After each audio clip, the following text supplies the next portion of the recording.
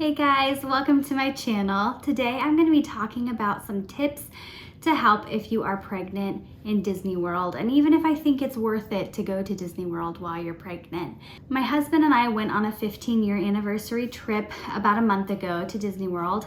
It happened to be in the middle of July, and I happened to be almost 20 weeks pregnant at the time. So I had never gone to Disney World while I was pregnant before, although we've taken many family trips. So I wasn't sure what it would be like. We actually planned the trip before I got pregnant. I have a history of infertility, which I'm sure I'll share that whole story someday. Oh, my watch thought I said Siri. Anyway, I'm sure I'll share that whole story someday. But we weren't expecting that to happen, so we planned this big trip. We were gonna go to Universal and have a lot of fun at Disney World, like riding Tron and things like that. And then I got pregnant, which I'm absolutely thankful for. This will be my third baby, but it definitely changed our trip a little bit. So I'm just gonna talk about kind of what the experience was like and some things that helped me along the way. So first of all, like I said, I'm just gonna talk a little bit about what it was like to go while pregnant. And also it was the middle of the summer, so I'm sure it probably would have been a little easier if we had gone in, February or something like that. But our anniversary is in July, so no matter where we go, it's gonna be hot. But in Disney World, it's really hot in the summertime. Most days the temperature was around 95, but according to my weather app on my phone, the heat index got as high as 120 degrees some of the days we were there. So it was extremely hot. So I guess the first piece of advice I would give is when you're looking at the time frame of when you want to go, if you have the chance to plan it, I would say try to go in your second trimester. There's no way I would have had any fun if I had gone in my first trimester, because I was just absolutely miserably sick the whole time, all three of my pregnancies. But yeah, I can't imagine doing that heat and feeling nauseous. That would not be fun. Third trimester, I also think would be really hard because you're starting to get really uncomfortable and it's hard to sleep well and that type of thing. So I think second trimester is really that sweet spot where you're probably gonna be the most comfortable and have the most energy and all that good stuff. So, and also, if you're able to, I would not go in the middle of the summer. Like, that's probably very obvious. But yeah, I would go in later in the fall or the winter or early spring. Although you're gonna get into those spring break crowds if you go in the early spring. But anyway, yeah, taking away all that heat probably would make the trip a lot better. So anyway, what it was like going while I was pregnant in my second trimester. The main way that our vacation was affected was in the types of attractions I was allowed to ride. And I just kind of went by Disney's guidelines. And if it said like, don't ride it when you're pregnant, I didn't ride it. So, and just a little tip, pretty much any ride, there are a few exceptions, but most of the rides that have a height requirement are also not going to be okay to ride when you're pregnant. There are a couple, one or two maybe. I'll go through the list for each park in a minute, but there's a couple that you can't ride when you're pregnant that don't have height requirements, like the Kilimanjaro Safaris ride in Animal Kingdom. That one I think is so bumpy that they don't recommend that pregnant women ride that either. And then there's one that has a height requirement that you can ride, and that's Soarin' in Epcot. That one is still okay when you're pregnant. So I guess I kind of was thinking, like, is this trip even still gonna be fun? Because I love roller coasters, I love thrill rides, and my husband was gonna be there, and that means he only rode a couple things like Guardians and Tron, because those are, newer rides that he didn't want to miss, but he didn't really ride any other thrill rides or anything because it's just not that much fun to ride by yourself. So I kind of felt bad, and I was worried that the trip wasn't going to be fun, but we had the best time. I have vlogs of each of our days there. I'll link them below if you're interested. We did a lot of non-park things, and we made food a really big priority. So we ate at a lot of the good places that we thought our kids might be too picky to eat at. But we had a fantastic time. I would say as long as you are at least a little bit interested in Disney. I know people that hate Disney and Disney World, and obviously I would say no, don't go when you're pregnant. You're not gonna have any fun at all. But if you're a Disney fan, if you like to be there for the atmosphere and the food and all of the extra things, the fireworks, you know, that type of thing, I think it was still fun, and I think it's still worth it to go. We had a great time. Okay, and it's not like you're gonna go to the parks and have absolutely nothing to ride. You can still ride a lot of rides. I mean, a lot of the rides at Disney are made for like little kids and toddlers, so they're not obviously gonna be super, you know, thrilling or anything like that. So you can still do a lot of the rides. I have a list here, and I'm just gonna quickly read through to show how many things you can still ride while you're pregnant. So at Magic Kingdom, you can still ride Astro Orbiter, Buzz Lightyear Space Ranger Spin, Carousel of Progress, Dumbo, Haunted Mansion, my favorite ride ever. It's a Small World, Jungle Cruise, the Teacups, the Magic Carpets of Aladdin, Winnie the Pooh, the People Mover, another favorite, Peter Pan, Pirates of the Caribbean, the Carousel, the Little Mermaid ride, and the Railroad. So that's a ton. You might not even be able to ride all of those in one day unless you have Genie Plus or Lightning Lane or whatever it is. A couple years later, and I'm still not used to all the lingo that goes along with that. But anyway, at Magic Kingdom, that's where you're going to be able to ride the most rides, because that, you know, that park is more geared toward the little ones, I think. Well, to everybody, but especially the little ones. Hollywood Studios, there's not as much. You can ride Alien Swirling Saucers, and you can ride Toy Story Mania, and everything else they say is not safe when you're pregnant. But there are so many shows and things like that at Hollywood Studios too. There is like the Beauty and the Beast show, there's the Frozen show. Why can't I think of anything else? The Muppet show, the Muppet Vision 3D. So yeah, you're not gonna be able to do as much as at Hollywood Studios, and we did not actually go to Hollywood Studios on our last trip. We just did Epcot and Magic Kingdom, but you could probably spend a good half day still doing things. You know, pick a good restaurant to eat, stay for Fantasmic, and you could probably fill your whole day. Or just ride Toy Story Mania all day and try to beat your high score. At Animal Kingdom, it's kind of similar to Hollywood Studios. There are not a ton of rides that you can ride there either. You can do Navi River Journey, Triceratops Spin, and then the Wilderness Express train that takes you to a different section of the park. We've actually never done that. We should try that sometime. But yeah, that one doesn't have as much.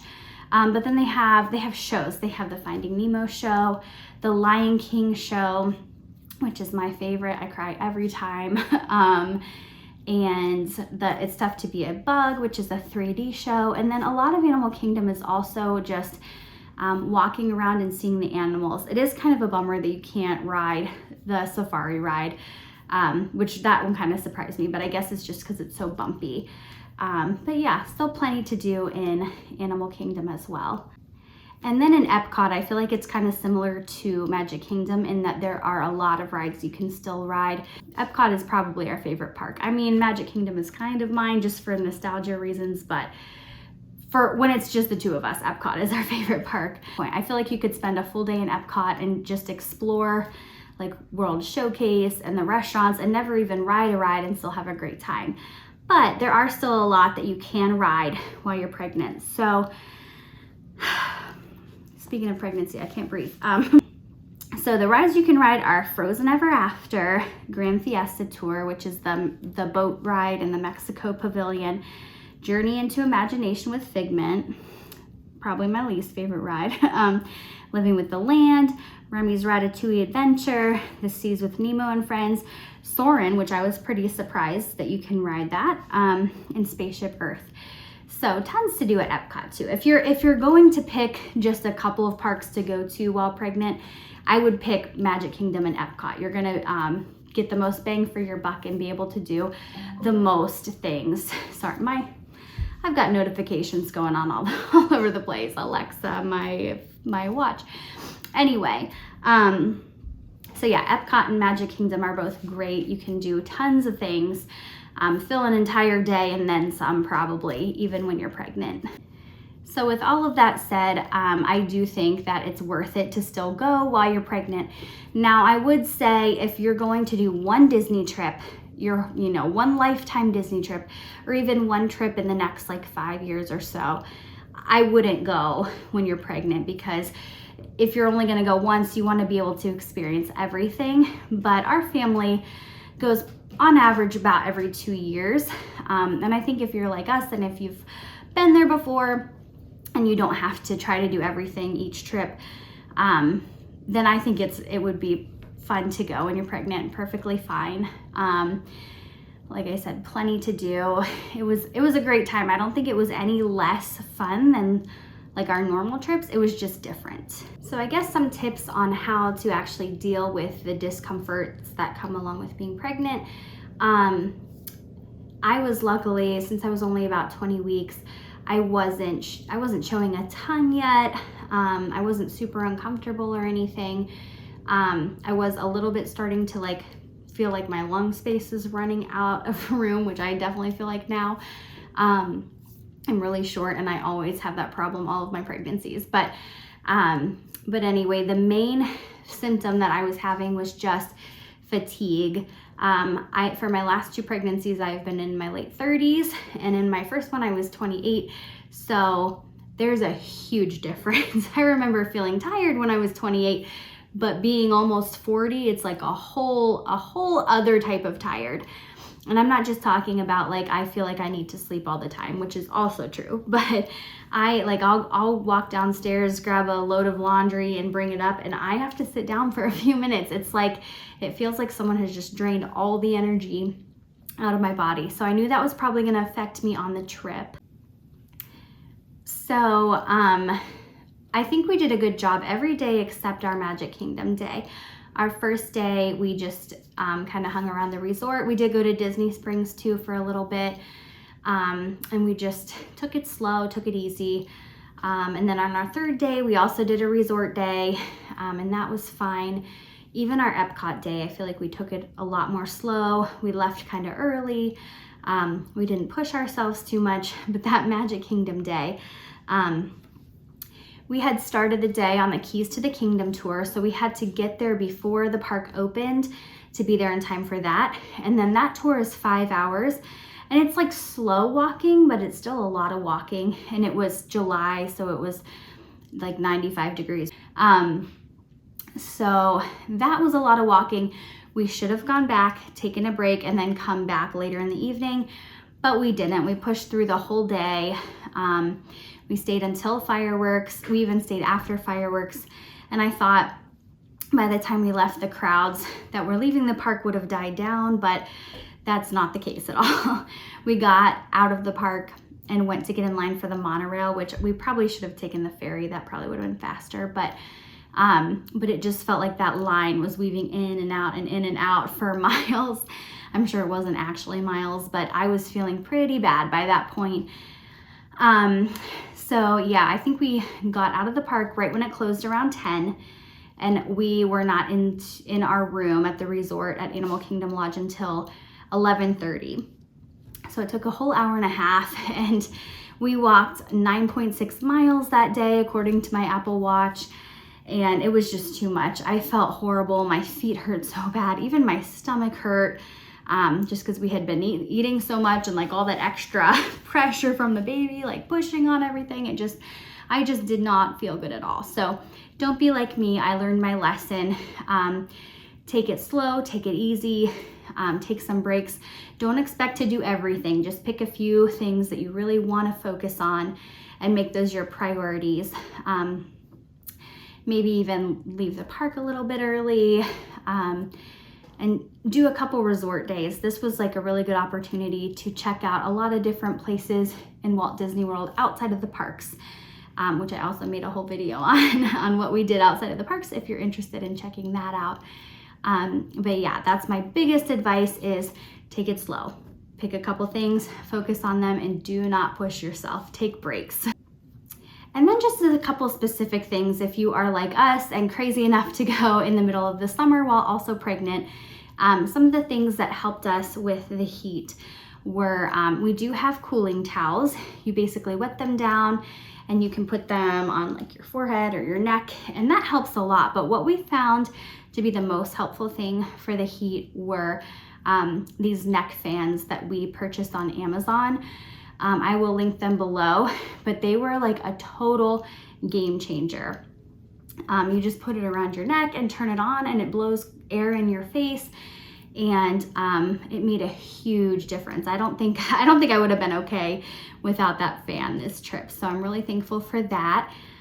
And then the only other thing would be to just look for those indoor attractions, stay out of the sun, you know, go early in the morning, take a break, and then go back till later at night when it's not so hot, and drink a lot of water. Yeah, you don't want to put yourself or your baby in danger in that heat, so you really need to make sure you're doing those things to keep yourself cool. And then the last piece of advice I have has nothing to do with you know, staying cool or staying safe or anything like that, but this is a special trip. Like, I thought it was so cool that I was bringing my baby with me to Disney World. So just make sure you do something to remember it by. We did our gender reveal there. We bought a blue balloon because it is a boy. So we took our gender reveal picture there, and that was super special. We also got one of the I'm celebrating pins that says it's a boy. The funny story, we actually didn't know it was a boy until a few days after we got home.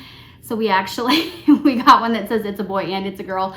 And we also got a pink and a blue balloon and took 2 pictures and just picked the correct one once we found out. But we were like, this is too good of an opportunity not to take the picture while we're here. So anyway, yeah, just do something special. Make sure you're taking pictures to document, because it's going to be really special when your baby's older and you can say, you are here, like this is you in my belly in this picture. So that was really just a special piece of our trip.